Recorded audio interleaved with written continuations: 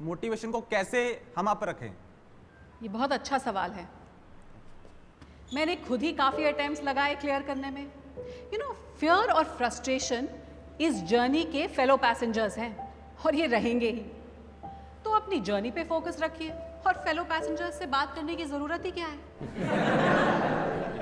पर मैम, इतने सारे फेल अटेम्प्ट्स के बाद क्या कभी ऐसा फील नहीं हुआ कि अब प्रेशर बहुत ज़्यादा हो रहा है, अब गिव अप कर देना चाहिए? ये सवाल मेरे दिल के बहुत करीब है। जब आप एक लड़की होते हो, एक ऐसे ऑर्थोडॉक्स फैमिली से जहाँ 22 साल में आपकी शादी कर दी जाती हो, आप इंडिया के एक बहुत ही बैकवर्ड हिस्से से बिलोंग करते हो और आपको इंग्लिश भी नहीं आती हो और आप घर के बाहर सिर्फ अपनी दीदी की जिद की वजह से पढ़ रहे होते हो और उस पर आप लगातार फेल पे फेल होते जाते हो, तो हाँ, हर रोज लगता था कि गिव अप कर दूं और शायद कर भी देती, एक्चुअली डेफिनेटली कर देती। पर उसी वक्त मुझे किसी ने एक बहुत अच्छी बात बताई। उस बात से मेरा एटीट्यूड 180 डिग्रीज फ्लिप कर गया। क्या आप वो बात सुनना चाहेंगे? तो एक स्टोरी सुनिए। 1981 में यूएस में एक प्रोफेसर थे, सेरेमिक्स पढ़ाते थे। उन्होंने एक एक्सपेरिमेंट किया। अपनी क्लास को 2 ग्रुप्स में बांट दिया और 10 दिन का वक्त दिया। पहले ग्रुप को उन्होंने ये टास्क दिया कि वो सिर्फ एक परफेक्ट मटका बनाए, सिर्फ एक। और दूसरी ग्रुप को ये टास्क दिया कि वो जितने हो सके मैक्सिमम मटके बनाए और क्वालिटी की चिंता बिल्कुल ना करें। दोनों ग्रुप्स ने अपना काम शुरू किया।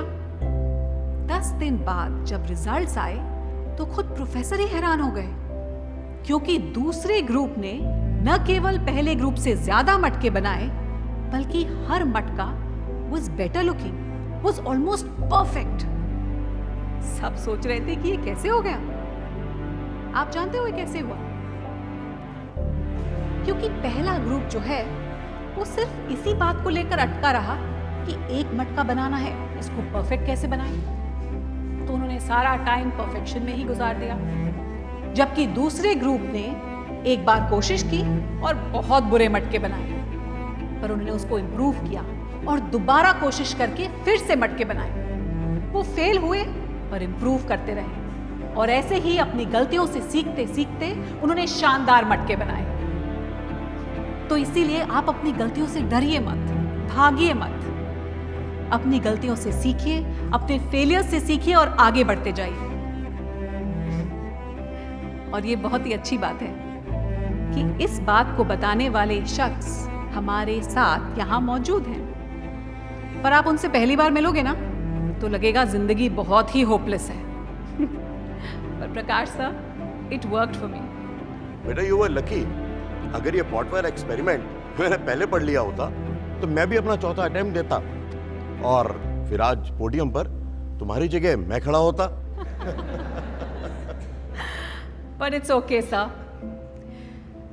जो फेल होता है ना, वही बता सकता है कि कहां गलतियां न करें। कभी कभी आपका सबसे खराब खिलाड़ी देश का सबसे अच्छा कोच बन जाता है। क्यों? एवरेज प्लेयर ही बोलते थे बेटा। तो आप सब डटे रहिए, फेलियर से मत भागिए, क्योंकि फेलियर ही आपको सिखाता है और फेलियर ही आईएएस बनाता है।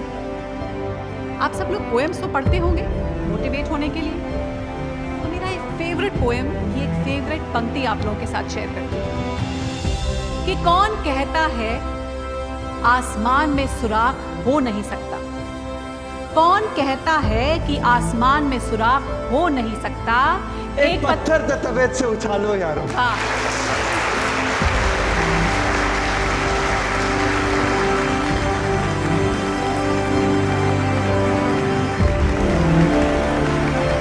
इसी के साथ मैं आपको कहूंगी all the best, don't give up. Thank you.